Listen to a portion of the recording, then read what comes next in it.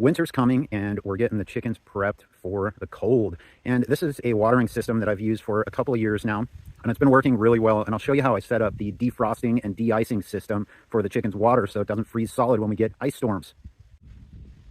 Of course, when we start seeing our friends showing up there, we know that the weather is about to change. It's become boringly predictable.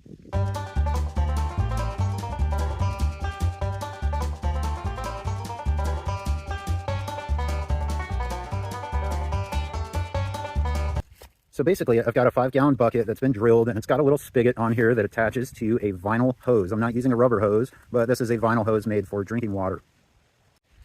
And that hose is insulated, and it's going down into the chicken coop. And here I removed some of the insulation because I need to replace it, but you can see what that hose looks like. And that is connecting to a larger piece of PVC here, and it's got the little drinking valves on there. And at the end, I've got it capped with a rubber cap. And this is not a fully glued on piece because you don't want to glue on a hard cap on the end in case it does end up freezing. It won't completely burst. It'll just sort of force its way out. This gives it a little bit of give before the pipe itself bursts.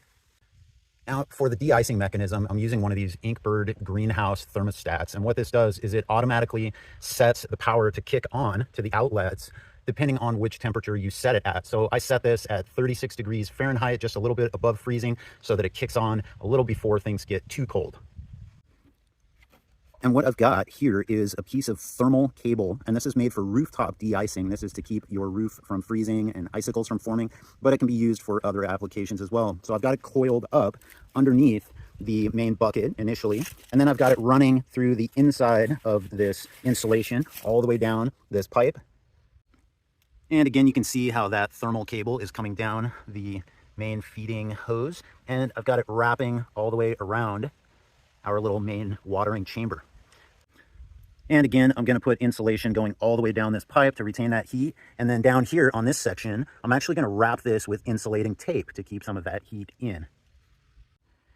And overall, this setup really does work quite well. Now, when it gets super cold into the low single digits or below 0 Fahrenheit, I still end up getting some freezing on the bucket, right? But it will freeze like the top kind of half of the bucket, and it will stay liquid at the bottom, and it will stay liquid down that pipe and into the main watering chamber there. So basically what I end up with is just a little ice cap, but it still maintains its full functionality. And as they drink the water and bring that water level down, it thaws out that ice cap, and it still functions perfectly well.